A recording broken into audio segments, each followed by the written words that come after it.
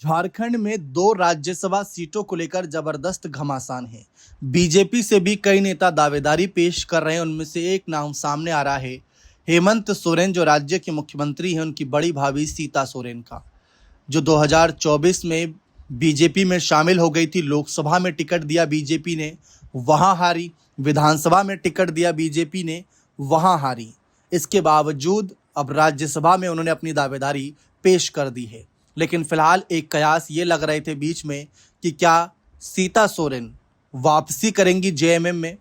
शिबू सोरेन जी के निधन के बाद जिस तरीके से पारिवारिक एकजुटता नजर आई थी, लग रहा था कि सीता सोरेन कोई बड़ा फैसला ले सकती हैं, अपनी बेटी के लिए कोई बड़ा पद मांग सकती हैं हेमंत सोरेन से। लेकिन फिलहाल अभी वे खुद ही राजनीतिक रूप से सक्रिय हैं और अपने आप को बड़े पदों पर देखना चाहती हैं।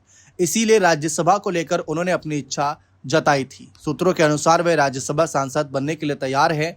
बस बीजेपी आलाकमान की हरी झंडी का इशारा है। आंकड़ों के बल पर अगर हम देखें तो महागठबंधन के चांसेस है कि दोनों की दोनों सीट वह जीत ले।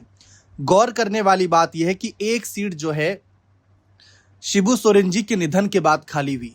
अब ससुर के निधन के बाद खाली हुई तो सीता सोरेन की भी नजर है, कल्पना सोरेन और हेमलता सोरेन की भी नजर है, और दूसरी तरफ अंजनी सोरेन भी दावा पेश कर रही हैं।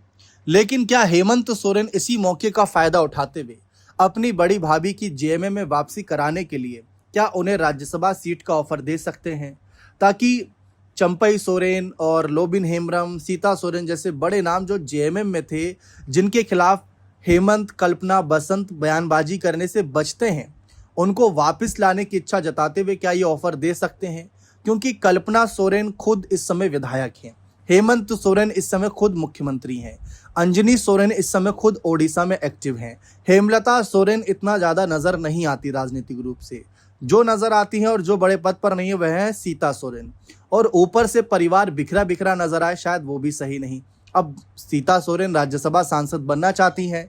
हेमंत के पास अच्छा विकल्प हो सकता है कि उन्हें आगे लाने पर विचार किया जाए, उन्हें ऑफर दिया जाए। अगर ऐसा कोई ऑफर दिया जाता है, कोई ऐसी बात सामने आती है, तो हो सकता है कि यहाँ से पूरा समीकरण बदल जाए। जेएमएम के कार्यकर्ता भी ये मानते हैं कि शिबू सोरेन जी के निधन के बाद ये सीट खाली हुई तो परिवार से ही किसी को आगे आना चाहिए। और जैसा कि हमने आपको बताया कि लगभग परिवार के सभी सदस्य बड़े पदों पर हैं। अब अगर कल्पना को आगे भेजते हैं, इस्तीफा दिलाकर विधानसभा से उपचुनाव होगा, तो जेएमएम के लिए मुश्किलें खड़ी हो सकती हैं। इसीलिए यहाँ से ये सवाल उठ रहा है कि क्या सीता सोरेन को वापस लाने के लिए ये अच्छा विकल्प रहेगा। चंपई सोरेन तो देखिए विधायक हैं इस समय, चंपई चाचा को वापस लाने पर तो विचार शायद ही हेमंत करें, क्योंकि वो विधायक हैं और अपने बेटे को लेकर भी इच्छा जाहिर करेंगे, तो शायद वो राजनीतिक इच्छा पूरी ना कर सकें। बड़ी भाभी को लेकर बात कुछ अलग हो सकती है। फिलहाल क्या फैसला रहेगा हेमंत का, किसको आगे करेंगे राज्यसभा सीट के लिए, आंकड़ों के बल पर देखा जाए तो महागठबंधन दोनों सीटों पर मजबूत है दावेदारी में। बीजेपी भले ही अपना कैंडिडेट उतार दे, क्रॉस वोटिंग का खेल हो तो बात की बात है, वरना दोनों सीटों पर इस समय जेएमएम महागठबंधन काफी मजबूत नजर आ रहा है। बने रहे चैनल के साथ, बहुत बहुत शुक्रिया।